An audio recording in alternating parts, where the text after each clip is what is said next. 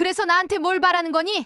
엄마, 나 이제 아무것도 없어. 엄마가 조금만 도와주면 가게 하나만 내줘도 돼. 프랜차이즈니까 지점 하나만 줘도 나 다시 일어설 수 있어. 너 기억나니? 창고방 그 추운 날 나는 너희 집에서 따뜻한 밥 한 끼 먹지 못했고 보일러도 없는 창고방에 이불 하나 덮고 누웠어. 그게 너희가 내게 준 사랑이었지. 엄마, 미안해. 그땐 정말 몰랐어. 우린 너무 바빴고. 그래, 바빴겠지. 하지만 기억해. 가장 외로웠던 순간 내 옆엔 아무도 없었고 가장 버려졌다고 느낀 순간 날 일으킨 건 내 친구였고 내 두 손이었어. 엄마, 나 진짜 후회돼. 엄마처럼만 살았어도 이렇게 무너지진 않았을 텐데. 너한테 줄 지점은 없어. 줄 돈도 없고 줄 마음도 없어. 엄마, 하지만 너한테도 두 손이 있잖아. 너도 다시 시작해. 그게 내가 해야 할 일이야. 적어도 지금이라도 철들었다면 나는 이제 누군가의 엄마가 아니라 나로 살기로 했단다. 안녕하세요. 오늘 소개해드릴 사연의 주인공은 경상남도 밀양에서 태어나신 62세의 박영자님입니다. 박영자님은 5남매 중 둘째로 태어나셨습니다. 어머니는 새벽마다 콩나물을 삶고 손수 만든 두부를 지게에 올려 장터에 내다 팔았고 아버지는 우체부 일을 하시며 비가 오나 눈이 오나 마을 구석구석을 누비셨습니다. 가난했지만 정이 넘쳤던 그 시절 영자님은 7살 무렵부터 엄마의 두부틀을 닦고 장바구니를 들고 따라다니며 어린 마음에도 집안일을 도왔습니다. 학교에 다니는 날보다 집안일을 하는 날이 더 많았던 어린 시절. 공부는 잘했지만 고등학교 진학은 꿈도 못 꿨습니다. 중학교를 졸업하자마자 부산으로 나가 방직 공장에서 일하며 가족의 생계를 도왔고 그 와중에도 막내 동생의 교복값을 챙기기 위해 허리띠를 졸라매야 했습니다. 25이 되던 해 어머니의 친구분이 소개해 주신 남자와 선을 보게 되었고 그 남자가 바로 이후 남편이 되신 정기수 씨였습니다. 기수 씨는 서울에서 내려와 중고 가전제품을 고쳐 파는 조용한 사람이었습니다. 말이 많지는 않았지만 성실했고 일에 정직했습니다. 무엇보다 손이 참 따뜻한 사람이었습니다. 결혼 후 영자님은 서울의 달동네 낡은 반지하에서 신혼살림을 시작하셨습니다. 비가 오면 벽을 타고 물이 스며들었고 여름이면 습기와 모기가 가득했습니다. 하지만 영자님은 그 방 한 칸이 그저 감사하고 따뜻했습니다. 하루 벌어 하루 먹고 사는 삶이었지만 기수 씨와 함께라면 뭐든 견딜 수 있었습니다. 결혼 2년 만에 귀한 아들을 낳으셨습니다. 아이를 품에 안고 처음 젖을 물렸을 때 이 아이는 나보다 좋은 세상에서 살게 해주자.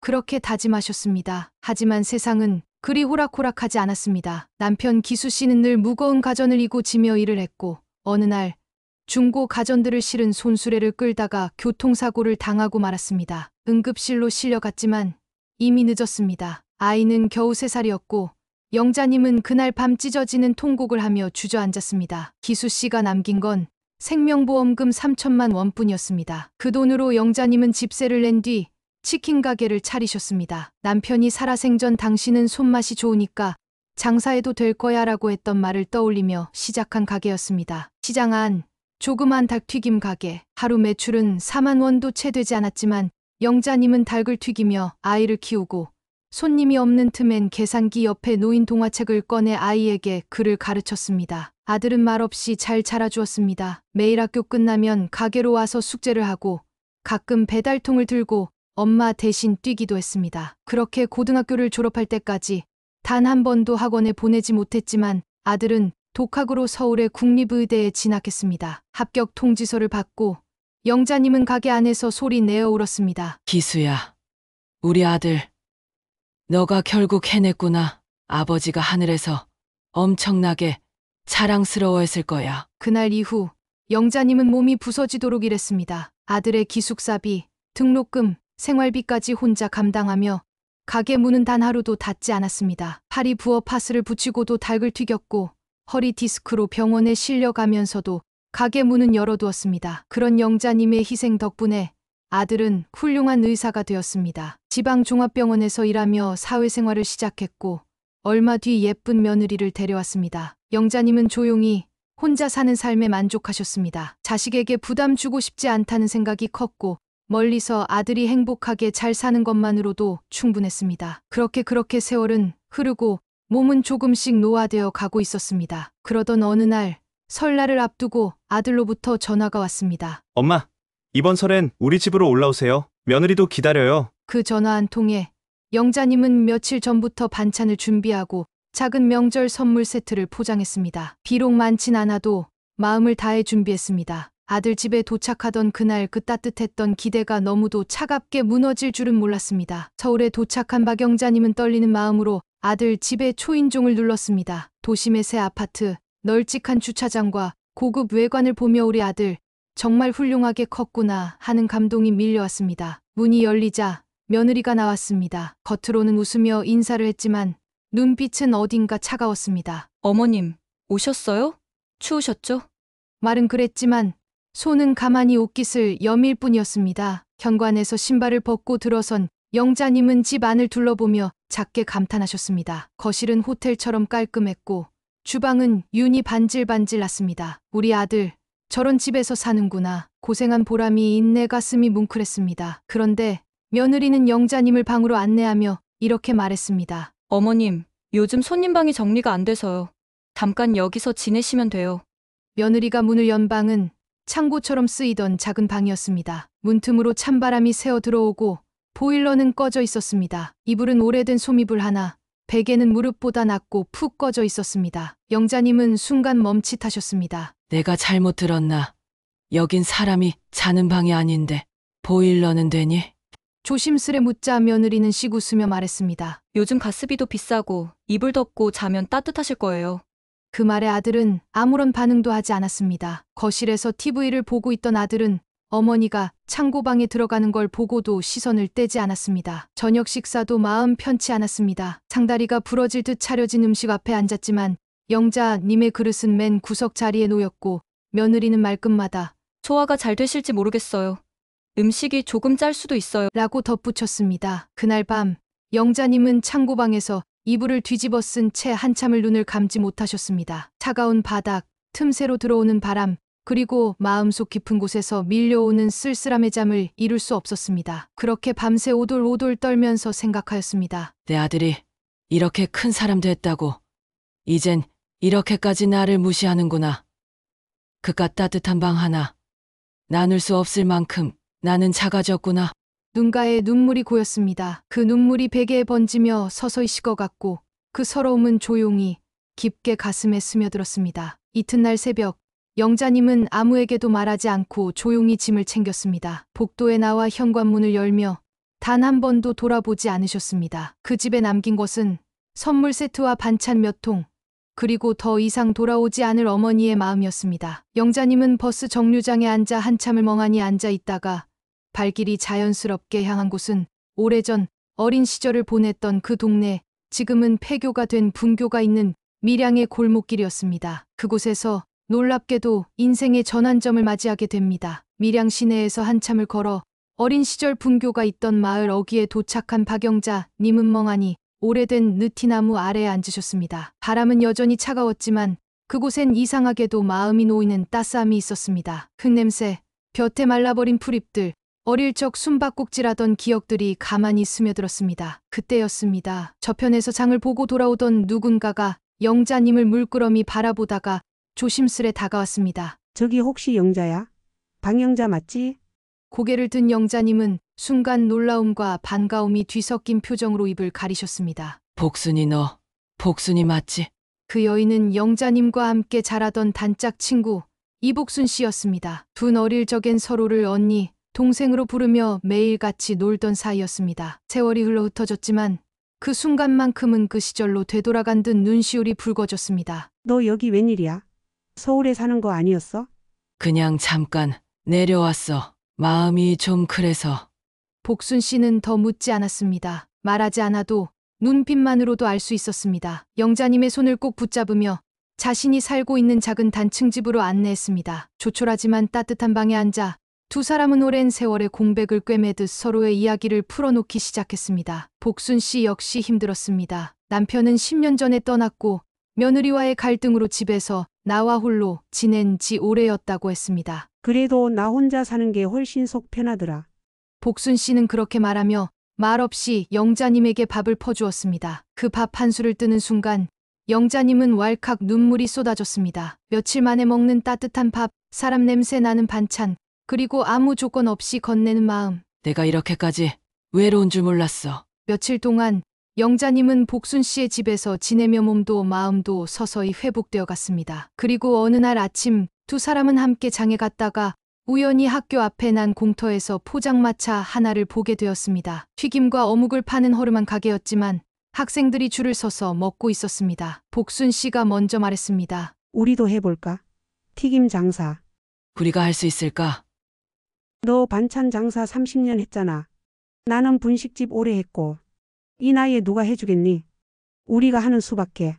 두 사람은 그날 저녁 집에서 남은 반죽으로 튀김을 만들기 시작했습니다. 고구마, 김말이, 오징어, 예전처럼 손끝에 감이 남아 있었습니다. 다음 날 장터에서 중고 튀김기를 구입했고 복순 씨는 자신이 아는 고등학교 근처 공터의 포장마차 허가를 겨우 받아냈습니다. 그렇게 허름한 천막 하나, 작은 튀김솥 하나, 두 노년의 여인이 인생의 마지막 불씨를 품고 다시 삶 앞에 섰습니다. 처음엔 하루 매출이 2만 원도 되지 않았습니다. 손님은 별로 없었고 튀김은 눅눅하고 소스는 맛이 들쭉날쭉했습니다. 하지만 두 사람은 지지 않았습니다. 이튿날엔 소스를 다시 만들었고 튀김 반죽의 비율을 바꿨습니다. 튀김 기름은 하루 3번씩 갈았고 고구마는 집에서 직접 깎아오기로 했습니다. 저녁이면 서로의 손을 주물러주며 우리가 꼭 해내자. 이번엔 우리를 위해 살자. 다짐하고 또 다짐했습니다. 그 작은 다짐이 이후 놀라운 기적을 만들어냅니다. 포장마차를 차린 지 일주일쯤 되었을 무렵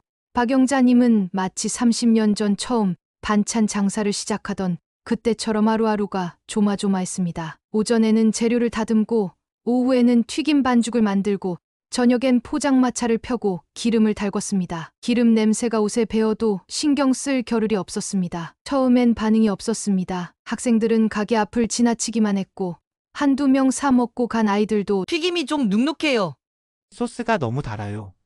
같은 말을 남겼습니다. 영자님과 복순 씨는 그 말들을 하나하나 마음에 새겼습니다. 그날 저녁 둘은 다시 손을 씻고 주방에 섰습니다. 고구마를 더 얇게 썰고 김말이는 김밥집에서 얻은 김을 사용했고 소스는 새콤달콤함에 깔끔한 간장을 살짝 섞어 보기로 했습니다. 오늘은 이만큼 줄여봤어. 내일은 좀 나아지겠지. 그래도 누가 맛없다고 해주는 것도 고마운 거야. 관심 있다는 거니까. 이튿날 변화를 감지한 건 학생들이었습니다. 어제보다 훨씬 맛있다.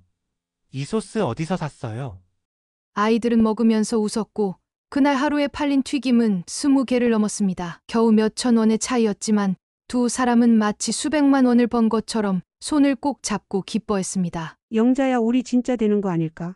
응, 나 이제 살고 싶어졌어. 그날 밤 가게 뒷자리에서 고구마 껍질을 벗기던 영자님은 오랜만에 입꼬리가 올라가는 자신을 느꼈습니다. 학생들 사이에 튀김 할머니네라는 입소문이 돌기 시작했습니다. 저녁 5시만 되면 가게 앞에 줄이 생겼고 배고픈 학생들이 할머니, 김말이 2개랑 오징어 하나 주세요. 크게 외치는 소리가 들렸습니다. 아이들이 남긴 용돈 몇백 원도 두 사람은 감사히 받아들었습니다. 잔돈을 손에 쥐어주며 공부 열심히 해라. 그 말을 할 수 있는 하루가 영자님에게는 살아있음을 확인하는 시간이었습니다. 장사가 조금씩 풀리자 복순 씨는 말했습니다. 근처에 또 하나 열어볼까?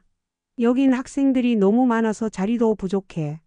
영자님은 주저했지만 복순 씨는 예전 분식집에서 일할 때 알게 된 학교 근처 작은 점포 자리를 기억해냈습니다. 둘은 대출 없이 있는 돈을 쪼개어준 고 튀김기 하나, 간이 테이블 3개 간판 없이 간단히 시작했습니다. 그리고 원해하던 가게는 일단 아르바이트를 채용하면서 판매만 시켰습니다. 새로 문을 연 가게에는 처음엔 손님이 없어 가게 앞에 의자 하나 꺼내놓고 앉아 학생들이 지나다니는 것만 지켜봤습니다. 그러나 며칠 후 첫 번째 포장마차에서 먹었던 아이들이 여기도 튀김 할머니네요.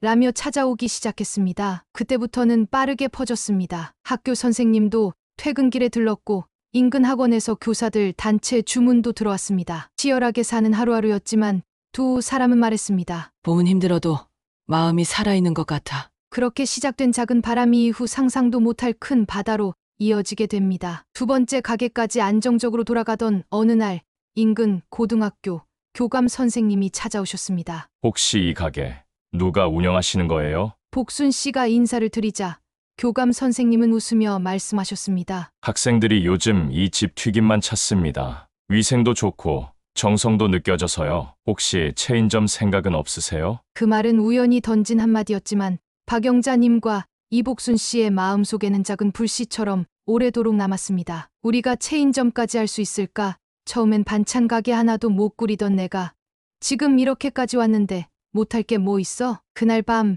두 사람은 작은 노트를 꺼내 가게 이름부터 메뉴, 가격표, 운영 방식까지 하나하나 적어 내려가기 시작했습니다. 이름은 두 여인의 튀김집. 단순하지만 그 안에 그들의 세월과 손맛이 고스란히 담겨 있었습니다. SNS를 시작했고 찾아오는 손님들에게 직접 만든 소스를 나눠주며 혹시 주변에 가게 하실 분 계시면 소개 좀 해주세요. 웃으며 말하던 그 모습은 어느덧 작은 CEO 같았습니다. 입소문은 걷잡을 수 없이 퍼졌습니다. 그 튀김집 할머니들 진짜 장사 잘하시대. 튀김이 바삭하고 소스가 미쳤대. 학생들, 학부모들, 선생님들까지 SNS에 인증샷을 올리기 시작했고 지역 방송국에서 연락이 왔습니다. 박영자님, 혹시 인터뷰 가능하실까요? 요즘 어르신 창업의 대표 성공 사례로 주목받고 계십니다. 방송이 나간 다음 날 전화는 쉴 새 없이 울렸습니다. 가맹점 문의, 언론 인터뷰, 소스 납품 요청까지. 두 사람은 처음엔 겁이 났지만 한 번도 거절하지 않았습니다. 늘 그랬듯 해보지 않고는 절대 포기하지 않는 삶이었기 때문입니다. 그리고 결국 첫 가맹점이 창원에 생겼고 두 번째는 진주, 세 번째는 김해로 이어졌습니다. 박영자님은 늘 튀김을 들고 가게를 돌며 말했습니다. 정직하게, 진심으로 튀기세요. 우리는 그냥 튀김 파는 게 아니라 우리 인생을 드리는 거예요. 그 말을 들은 가맹점 사장님들까지 그 손맛과 정성에 감동하며 함께 성장했습니다. 지금 두 여인의 튀김집은 전국에 8개의 가맹점을 둔 중소 프랜차이즈로 자리 잡았습니다. 유명 셰프의 초청으로 요리 방송에 출연했고 튀김 할머니란 애칭은 이제 전국에서 통하는 브랜드가 되었습니다. 박영자님은 오랜만에 다시 거울을 들여다보며 웃으셨습니다. 거칠고 주름진 손이었지만 그 안에는 30년을 버틴 힘, 아들을 키워낸 손맛, 그리고 지금 이 자리에 선 자신이 고스란히 담겨 있었습니다. 기수야, 나 드디어 내 이름으로 불려. 누구의 엄마가 아니라 박영자라는 이름으로. 그토록 원하던 자존감과 이름을 되찾은 순간 그녀의 삶은 완전히 새로운 국면에 들어서게 됩니다. 프랜차이즈 가맹점이 12곳까지 늘어나고 박영자님은 이제 더 이상 돈 걱정을 하지 않아도 되는 삶을 살고 계셨습니다. 아침엔 텃밭에 물을 주고 점심엔 가맹점에서 일하는 청년들에게 튀김 손질을 가르쳐주며 잔잔한 행복을 누리셨습니다. 그렇게 조용한 하루하루가 흐르던 어느 날 한 통의 전화가 걸려왔습니다. 엄마 나야 나 좀 만나줄 수 있어? 수화기 너머의 아들 목소리는 그동안 들었던 어떤 말보다도 무겁고 힘이 없었습니다. 그날 오후 영자님은 조용히 약속 장소로 나갔습니다. 오랜만에 마주한 아들은 한눈에 봐도 수척해 있었고 넥타이조차 제대로 맬 힘이 없는 듯했습니다. 왜 그래? 무슨 일이야? 아들은 말없이 서류 한 장을 꺼내 보여주었습니다. 의사 면허 취소 통지서 그리고 손해배상 합의금 청구서. 그는 병원에서 2차례나 의료사고를 낸 끝에 결국 면허를 박탈당했고 첫 번째 사고는 노인 환자의 과다출혈, 두 번째는 어린아이의 약물 과다투여였습니다. 나 정신이 아니었어. 이혼하고 병원도 경영난에 허덕였고 의료 소송 합의금이 3억이 넘는데 이젠 아무도 날 고용해주지 않아.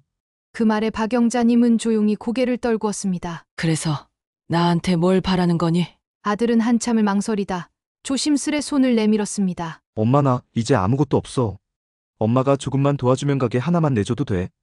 프랜차이즈니까 지점 하나만 줘도 나 다시 일어설 수 있어. 그 말에 영자님은 조용히 물컵을 내려놓으며 말했습니다. 너 기억나니? 창고방. 아들은 고개를 들지 못했습니다. 그 추운 날 나는 너희 집에서 따뜻한 밥 한 끼 먹지 못했고 보일러 꺼진 창고방에 이불 하나 덮고 누웠어. 그게 너희가 내게 준 사랑이었지. 엄마 미안해. 그땐 정말 몰랐어. 우린 너무 바빴고. 그래, 바빴겠지. 하지만 기억해. 가장 외로웠던 순간 내 옆엔 아무도 없었고 가장 버려졌다고 느낀 순간 내가 날 일으킨 건 내 친구였고 내 두 손이었어. 아들은 흐느꼈습니다. 엄마 나 진짜 후회돼. 엄마처럼만 살았어도 이렇게 무너지진 않았을 텐데. 그 말을 들은 박영자님은 잠시 아들의 손을 바라보다가 천천히 자리에서 일어나 말했습니다. 너한테 줄 지점은 없어. 줄 돈도 없고 줄 마음도 없어. 엄마.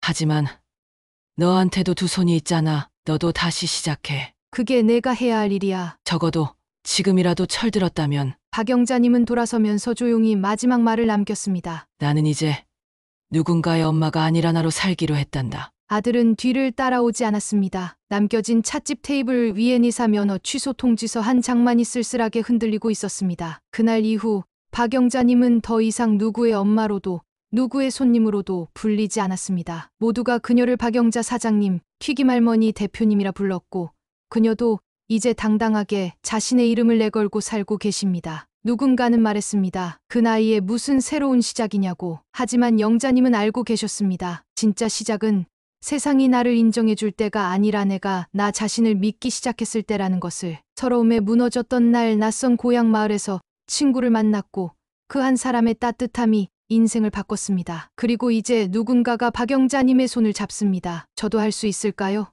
당신도 분명히 할 수 있어요. 영자님은 그 말 한마디로 또 한 사람의 인생을 일으킵니다. 이제는 누구의 뒷모습도 아닌 자신의 앞날을 바라보며 사는 사람, 박영자. 그녀는 말합니다. 이제야 내 이름을 되찾았습니다. 그 이름으로 다시 피어난 나는 다시는 누구에게도 작아지지 않을 겁니다. 지금도 늦지 않았습니다. 당신의 이름을 다시 불러보세요. 누군가의 엄마, 아내, 딸이 아닌 당신 자신의 이름으로 살아갈 시간입니다. 오늘 사연 어떠셨나요? 좋으셨다면 좋아요, 구독 부탁드리겠습니다. 다음에 더 재미있는 사연으로 찾아오겠습니다. 감사합니다.